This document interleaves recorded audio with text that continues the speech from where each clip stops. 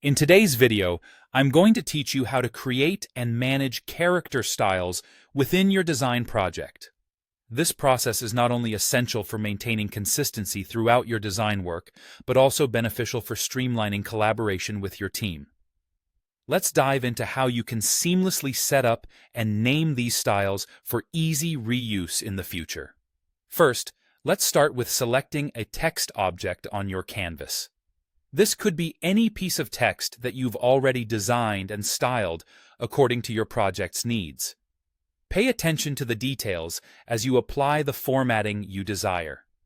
This includes choosing the right font family that matches the tone of your brand or project.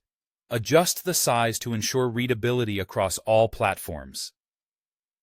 Also, consider the weight of the font, whether it's a light, regular, or bold choice. This will convey a different emphasis in your design.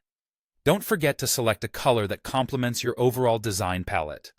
Finally, tweak the line height if necessary. A well-spaced line can make a significant difference in how your text is perceived. Once you're satisfied with the text formatting, it's time to turn our attention to saving these settings as a style for future use. First, open the Assets panel.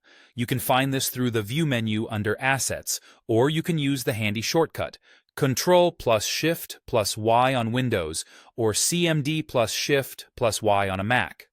This panel is your go-to location for managing all your reusable design elements, ensuring your workflow remains efficient and organized. Within the Assets panel, look for the section specifically labeled Character Styles, or sometimes you might see it marked as Text Styles. This is where you'll create and manage all your text-related styles. Now, to capture your current text formatting, locate the plus symbol next to the character styles. Clicking this icon will add the selected text formatting as a reusable style, ready for you or anyone else on your team to apply with a simple click. Naming your new style is an important step that shouldn't be overlooked.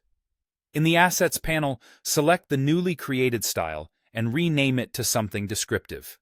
Consider a name like Body Text Desktop if it's a body paragraph for a web design, or Heading H1 if it's a prominent title.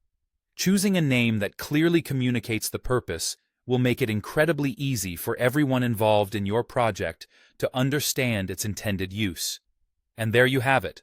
By following these steps, you'll ensure that your text formatting is consistent, professional, and easily accessible across your entire team.